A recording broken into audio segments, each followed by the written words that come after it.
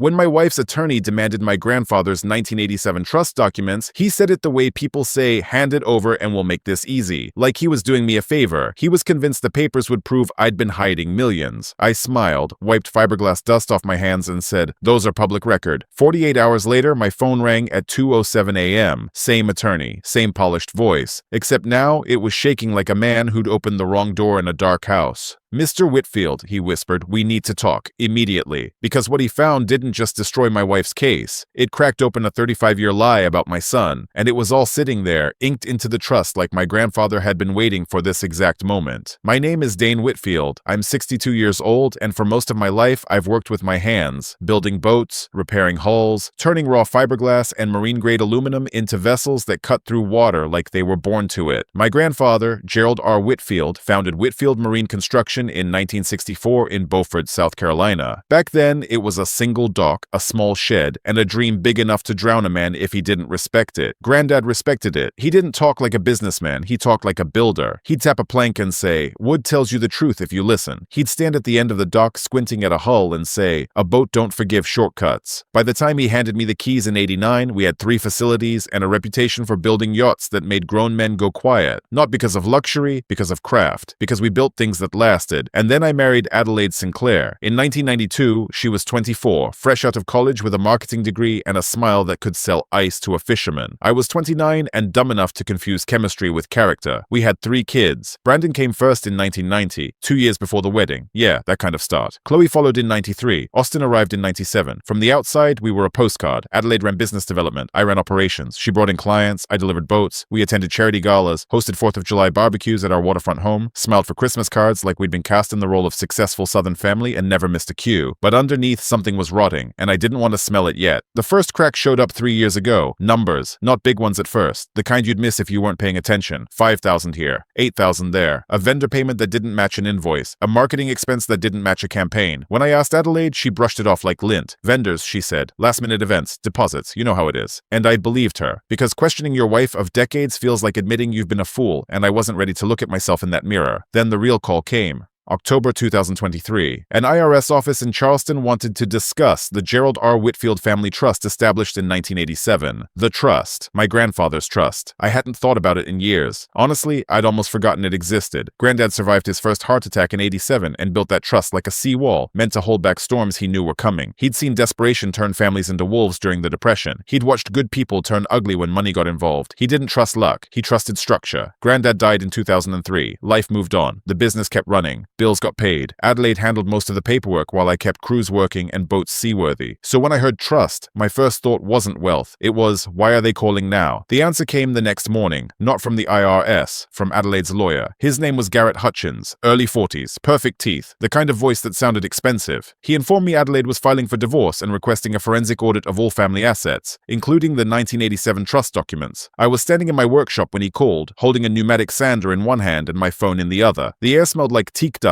and marine varnish. Outside, 2 of my guys were pressure washing a 45-foot sport fisher we just pulled from the water. Hutchins said, we have reason to believe there are trust distributions and assets not properly disclosed. I stared at the hull outside, water cascading off it like rain off metal, and all I could think was, she's really doing this. The divorce papers arrived on a Tuesday. A process server delivered them like he hated his job and my face equally. I was supervising the installation of twin Caterpillar engines into a 60-footer for a client in Miami. The workshop was loud. Hydraulic lifts, power tools, men shouting measurements across the bay, but everything went quiet in my head when I saw that manila envelope. I signed without a word, waited until the server left, then walked to my office and locked the door behind me. My office wasn't fancy, it was functional. Blueprints stacked in corners, marine catalogs, coffee-stained notebooks, a window overlooking the water where you could see 2 of our builds tied to the dock, their hulls gleaming in morning sun. The petition was 23 pages long. Most of it was standard divorce language, irreconcilable differences, equitable distribution. Then I hit page 17. It listed the Gerald R. Whitfield Family Trust as a marital asset subject to division. It claimed I'd maintained exclusive control over trust assets throughout our marriage, denying Adelaide her rightful share of family wealth. A lie. A deliberate, calculated lie. Yes, I was listed as trustee, but that was administrative. The trust had strict guidelines about distributions and succession. Granddad wrote it to protect the business from exactly this kind of attack. I picked up the phone and called the one man who would understand immediately, Douglas Merrick, my grandfather's estate attorney. He was 78 now, semi-retired, still sharp as a blade. He answered on the 3rd ring. Dane Whitfield, he said, voice amused. It's been, what, 5 years? I need your help, I said. I heard the shift in his tone instantly, like a tool changing pitch in a machine. Send me the papers, he said. I'll call you back. 90 minutes later, he did. Dane, Douglas said, this is bad. Her attorney is competent, but he's operating on false information. The petition claims you've been the primary beneficiary of trust distributions since 1987, he continued. That's not accurate, is it? No, I said. I've taken an administrative fee. That's it. Revenue gets reinvested into operations, payroll, builds. I draw a salary as general manager, separate from the trust. A pause. Then Douglas said, when was the last time you read the original trust documents? Not summaries, not reports, the originals. I had to think. That's how long it had been. 15 years, I admitted. Go find them, he said. Read them carefully, especially Section 4, subsection C. What's in? Read it, he cut me off, and hung up. I sat there staring at the phone, hearing the workshop outside like it belonged to another world. Section 4, subsection C. I didn't even remember what it covered, which should tell you how long it had been since I treated that trust like the loaded weapon it was. The original trust documents were stored in my father's fireproof safe. My father, Ray Whitfield, was 79. He lived on 2 acres overlooking Brickyard Creek in a modest ranch house he bought after Mom passed in 2011. He spent most days fishing and watching westerns, the kind with dust and silence and justice that comes late. When I pulled into his driveway, he was on the porch with sweet tea like he'd been expecting me. She finally did it, he said, not a question. How'd you know? I asked, climbing the steps. Dad nodded slowly. Adelaide's been asking about that trust for 2 years. She stopped by last Christmas, wanted to know where the originals were kept. I told her they were in proper storage and changed the subject. He took a sip like it tasted bitter. Should have known she was planning something. I sat beside him and felt exhaustion settle into my bones. Douglas told me to read Section 4, subsection C, I said. What's in it? Dad didn't answer right away. He looked out over the creek where a blue heron stood motionless in the shallows, like it was waiting for the world to make a mistake. Your grandfather was suspicious, Dad finally said. Depression kid. Saw what desperation did to families. When he wrote that trust in 87, he put in protections most people never use. What kind of protections? I asked. Dad turned his head and looked at me like he was about to say something I couldn't unhear. The kind that disqualify anyone who tries to claim ownership through marriage or litigation, he said. Then he said the words that hit like cold water. Spendthrift provision with a challenge penalty. I blinked. Meaning? Dad leaned back. If someone marries into the family and tries to break the trust, tries to claim it as marital property, they automatically forfeit any future distributions forever. My chest tightened. Adelaide doesn't know, Dad added, voice certain. If she did, she never would have filed. The moment her lawyer claimed that trust is marital property, Dad said, she triggered the penalty. I stared at him. You're saying? She locked herself out, Dad finished. The trust will never pay her a dime again. The porch went silent except for wind in the trees. Dad stood with a grunt. Come on. The safe was in his bedroom closet behind hanging shirts. Old combination lock. Heavy door. He spun the dial like he'd done it 100 times. Inside were stacks of labeled folders, old photos, and a small wooden box from my grandfather's desk. Dad pulled out a thick folder bound with rubber bands. Gerald R. Whitfield Family Trust, April 1987. Every amendment, every filing. He placed it in my hands like he was handing me a piece of history. Take this to Douglas, he said. Let him do what needs doing. I felt the weight of it. Decades of legal architecture Granddad built to protect his work from storms he couldn't name, but could predict. Adelaide had just walked face first into a trap she didn't know existed. Dad, I said quietly, when this comes out, it's going to get ugly. He nodded slowly. Son, it was already ugly. You're just finally seeing it. The deposition was scheduled for a grey Tuesday in February at Adelaide's attorney's office in Charleston. Modern glass tower downtown, all reflective surfaces and expensive silence. I showed up in khakis and a polo, the same thing I wore to the shop. Douglas arrived in a rumpled suit, carrying a leather briefcase that probably cost more than my truck. Garrett Hutchins shook my hand with a grip that tried too hard. Adelaide sat at the table in a navy dress, wouldn't look at me directly. She stared at her phone or whispered to Hutchins. Hutchins began with standard questions. Name, address, employment. Then he moved to the trust. Mr. Whitfield, he said smoothly, you're listed as trustee of the Gerald R. Whitfield Family Trust, correct? Correct. Douglas had coached me. Short answers. Don't volunteer. Let them dig their own hole. And you've served in that capacity since when? I was named trustee in 1989. And during your marriage to Mrs. Whitfield, have you received distributions from the trust? Trustee administrative fees. Standard. He leaned forward. So you're saying you haven't personally benefited? I've benefited as an employee of the business the trust owns, I said. I draw a salary. That's separate from trust distributions. Hutchins clicked his pen like it annoyed him. Mr. Whitfield, he said, we believe there are assets that haven't been properly disclosed.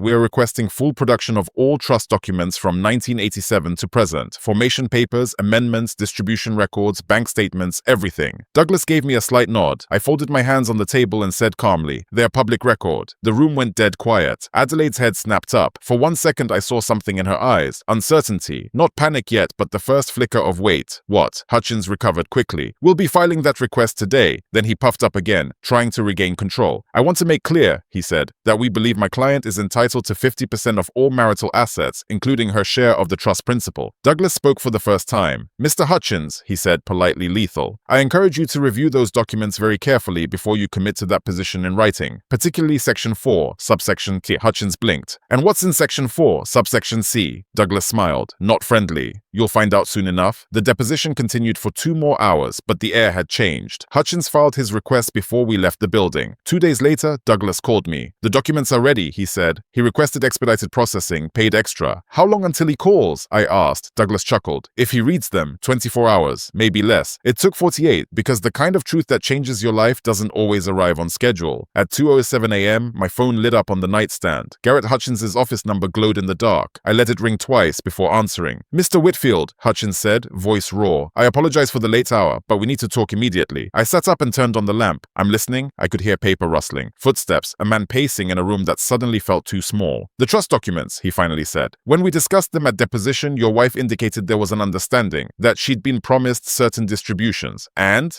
I said, and the documents tell a very different story, he said. I heard him swallow. Section 4, subsection C, he said, the challenge penalty provision. He paused like he wanted me to deny it. Did Mrs. Whitfield know about this clause? I explained the trust structure to her over the years, I said carefully. Whether she listened is another matter. Hutchins exhaled like he'd been holding his breath for 2 days. This provision states that any person who challenges the trust or attempts to claim its assets through litigation automatically forfeits all future rights to distributions, he said. It's ironclad. By filing the petition claiming the trust as marital property, my client triggered the penalty. I let the silence stretch. Mr. Hutchins, I said, I've been trustee for 34 years. I know what's in that trust. A whisper on the other end. Jesus Christ. Then his voice turned smaller. She told me you were hiding assets, he said, that you manipulated the trust to exclude her. She swore she had evidence. Did she show you? I asked. No, he admitted. She said it was in personal files, that she'd produce it later. A pause, then quieter. I filed motions based on false information. That's between you and your conscience, I said. He didn't respond. Then he said, there's something else. My stomach tightened before he even finished the sentence. The trust lists a beneficiary, he said. Brandon Whitfield, born 1990. Your son, but there's a notation. A DNA paternity confirmation dated May 1990. I went still. Hutchins' voice shook. Why would your grandfather require DNA confirmation? Because my grandfather was careful, because he didn't trust stories, because he believed bloodlines mattered for inheritance, and because, whether I wanted to admit it or not, my grandfather had known something I'd been swallowing for decades. Hutchins continued, voice barely above a whisper. The results show Brandon is not biologically yours. The room around me felt like it tilted, not because I didn't know, because I did. I'd known since 1992, 3 months after I married Adelaide, when I found evidence of an affair from 1989 and realized Brandon's timing didn't add up. I confronted her. She cried. She swore it was one mistake. She begged. She promised it would never happen again. And then she said the sentence that trapped me. He needs a father. And I stayed, because I held Brandon in the hospital and something in my chest locked into place, because the boy looked at me like I was the son, because he was mine in every way that mattered. I never told Brandon, never told Chloe, never told Austin. I told myself I was protecting them. Maybe I was also protecting myself from the way truth can burn through a family like gasoline. Hutchins said, does Adelaide know this DNA test is documented in the trust files? She knows I found out about the affair, I said. Whether she knows Granddad documented the test, I doubt it. Silence. Then Hutchins said, very quietly, if this becomes part of the court record,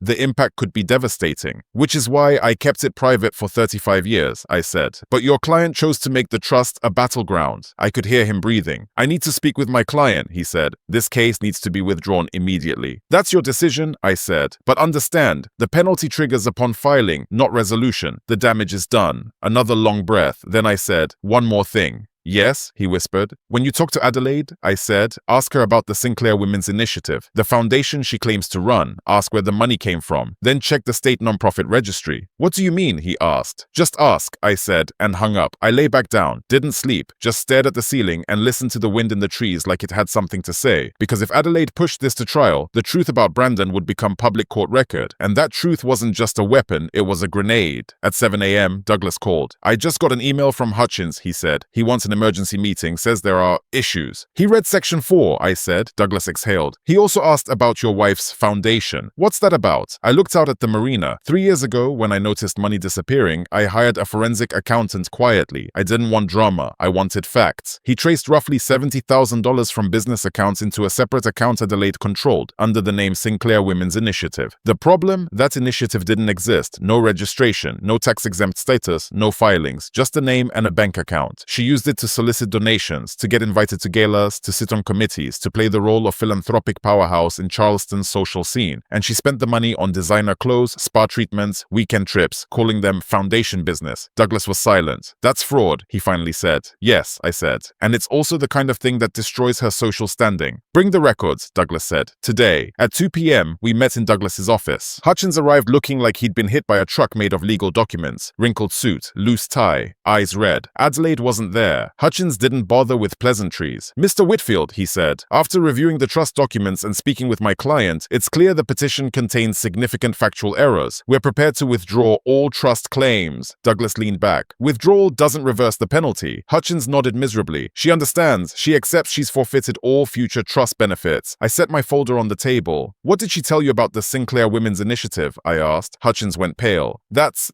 separate, he said weakly. Is it? Douglas asked, voice calm. Credibility matters. The associate beside Hutchins cleared her throat. We've advised Mrs. Whitfield about potential legal implications. She's agreed to make corrections and return donations received under false pretenses. Return them with what money? I asked. She spent them. I have bank records. Silence. Hutchins closed his eyes for a moment like he was praying to the patron saint of bad clients. Then he opened them and asked quietly, What do you want, Mr. Whitfield? An honest divorce, I said. Divide actual marital assets. House, vehicles, retirement accounts. I want Adelaide to stop lying about the business and about her charity. Douglas added, and we want this resolved quickly without dragging the children through a trial where family secrets become public record. Hutchins nodded slowly. We can work with that. Then Douglas said something that mattered more than any legal threat. This is her one chance to end it quietly. If she changes course, everything comes out. Hutchins swallowed. Understood. When we walked out, Douglas asked me softly, Are you really willing to expose Brandon's paternity if this goes to trial? No, I admitted, but Adelaide doesn't know that. Douglas nodded. Then she'll fold. 3 days later, Brandon called. Not like Adelaide's advocate, like my son. Dad, he said carefully, can we meet somewhere neutral? We met at Waterfront Park, sitting on a bench overlooking the harbor. Brandon was 35 now, wearing a suit that cost more than I made in a week at the marina. But his face looked younger than I'd seen in years. Vulnerable, like the ground under him had shifted. I found out about the DNA test, he said, staring at the water. My chest tightened. Mom told me, he continued. She was drunk, angry. She said you've been holding it over her head for 35 years. I felt heat rise in my throat. That's not true, I said. I know, Brandon said. He turned to look at me. I read the trust documents. Grandpa requested the test, not you. He swallowed hard. You could have walked away, he said. You could have left her, left me, but you didn't. I stared at him. Brandon, I said, voice low. The moment I held you in that hospital, you became mine. Your mother's affair. The circumstances, none of it mattered. You were my son. His eyes filled. She told me you resented me, he whispered. That every time you looked at me, you saw her betrayal. I reached out and gripped his shoulder. Listen to me, I said. I stayed because I wanted to, because I chose you. That's the truth. Brandon wiped his face with the back of his hand. She's been lying about everything, he said. The trust, the foundation, her whole image. Your mother prefers stories to reality, I said. She always has. Brandon took a breath like it hurt. She asked me to help her find another attorney, he admitted. Someone willing to fight dirty. She wanted me to testify you were financially abusive. I shook my head slowly. I wouldn't ask you to lie, I said. He nodded. Chloe hung up on her. Mom tried to pull her to her side. And Austin? I asked. Brandon's face tightened. I haven't told him yet. He's been sober 2 years. I'm worried this will trigger him. I looked out at the water, at sailboats moving like quiet thoughts. Austin's stronger than you think, I said. Truth can hurt, but lying poisons. Brandon finally broke, leaning into me the way he hadn't since he was a kid. I held him while he cried. This grown man in an expensive suit, mourning the mother he thought he had, and clinging to the father who'd been there all along. The settlement conference happened 2 weeks later in a bland conference room with a mediator who looked like he'd seen every human lie possible and had stopped being surprised. Adelaide arrived with a new attorney, Patricia Ryland, known for high-conflict divorces. Adelaide looked thinner, makeup heavier, the kind of armor women wear when they're trying not to collapse. She wouldn't look at me. The mediator stated the rules. Trust removed, focus on marital assets. Patricia opened with spousal support demands. Douglas countered with forensic records. Then he slid the non-profit registry report across the table. No Sinclair Women's Initiative exists in South Carolina, Douglas said calmly. No tax-exempt status, no filings. It's a fake charity. Adelaide went pale. Patricia read the folder, closed it slowly, and asked for a recess. In the hallway, Douglas leaned close. She's going to fold, he murmured. Ryland knows she can't defend fraud. When we returned, Patricia's demeanor had changed completely. My client will accept the marital home in Charleston, she said. Her vehicle, half of Mr. Whitfield's 401k. In exchange, she withdrew business claims, returned donations, signed a non-disparagement agreement. Douglas added one condition, written notifications to every organization she'd lied to within 30 days. Patricia glanced at Adelaide. Adelaide gave a tiny nod, like it physically hurt. We signed. 33 years of marriage reduced to 8 pages of legal language. As we stood to leave, Adelaide finally looked at me. Her eyes were hard and cold. "You destroyed everything I built," she said. I didn't raise my voice. I didn't smile. "No," I said quietly. "You destroyed what you built. I just stopped pretending it was real." She turned and walked away. And for a moment, freedom felt heavier than I'd expected, not because I missed her, but because I realized how many years I'd spent maintaining an illusion just to keep peace. The scandal hit Charleston's social circles 3 weeks later. Patricia filed Adelaide's notification letters like the settlement required. Organizations responded swiftly. Statements, distancing, demands for repayment. But the real damage came from a woman named Carol Hendricks, Adelaide's best friend for 20 years. Carol gave an interview to the Post and Courier. Headline: "The Foundation That Never Was. How One Woman Built a Reputation on Lies," 5 pages. Meticulously detailed. Dates, quotes, emails. Carol described Adelaide bragging about manipulating people, about climbing social ladders with a fake charity like it was a designer handbag. The last paragraph hit hardest. "People believe what they want to believe," Adelaide allegedly told Carol. "I just gave them a story worth believing." But now the truth was out, and Adelaide Whitfield's carefully constructed image collapsed like a rotten dock plank. Brandon called. "Did you know Carol would do this?" "No," I said, "but I'm not surprised." Adelaide got Carol's husband fired years ago with a false harassment claim. Carol's been waiting. A day later, Adelaide's phone went dead. 2 days later, she left Charleston for Asheville, North Carolina, deleted social media, resigned from committees, disappeared. Chloe came by the marina. "Dad," she said quietly, "I tried to help her pack. She wouldn't talk to me, just kept saying everyone betrayed her." "She still doesn't see it," I said. Chloe shook her head. "She can't." Later that night, Austin came in and sat down like he was carrying something heavy. "Dad," he said, "I need to tell you something. 3 years ago, when he was still using, Adelaide found his stash. Instead of getting him help, she used it as leverage. 'If you support me when I argue with your father,' she told him, 'I'll keep your secret.' She blackmailed her own son to maintain control." Austin's jaw tightened. "Knowing she cared more about winning than my sobriety, that's what pushed me to get clean," he said. "I realized if I stayed under her thumb, I'd die." I stood and pulled him into a hug. "You saved your own life," I told him. "You did the hard work." Months passed. The marina stayed busy. The business stayed strong. The trust did exactly what my grandfather designed it to do: protect what was built, expose the hands trying to steal it. Adelaide never returned. According to Brandon, she told people the divorce was mutual, that we grew apart, still controlling the narrative, still unable to face reality. But it didn't matter anymore. 8 months later, I stood on the dock watching Brandon guide a brand new 52-foot sport fisher into the water, custom built for a client in Fort Lauderdale. It gleamed in the afternoon sun. "Your grandfather would be proud," the client said. "He would," I agreed. Brandon joined me, hands greasy, shirt stained with resin. He looked happy, in a real way. Quiet, earned. "Dad," he said, "I want to learn trustee responsibilities, so when the time comes, I'm ready." My throat tightened. "We'll start next week," I said. "I'll show you everything." Chloe had opened a small maritime art gallery downtown using her portion of the settlement. She came by the marina twice a week with coffee and stories. Austin was thriving in welding, sober and steady, teaching classes at the community college. That evening, all 3 kids came for dinner. We sat on my back deck overlooking Brickyard Creek, grilling steaks, listening to the water move like it always had. No drama, no lies, just family. Chloe raised her glass as the sun sank low. "Dad," she said, "thank you for fighting for truth, for showing us integrity matters more than keeping peace." Brandon nodded. "You could have settled quietly. You could have avoided conflict, but you stood your ground." Austin lifted his beer with a grin. "To Dad, the toughest man I know, and to Grandpa Gerald, who built something worth protecting." We clinked bottles, and as twilight settled over the creek, I thought about what my grandfather used to say. People show their true nature when money's on the table. He was right. The trust wasn't just about wealth. It was about values, structure,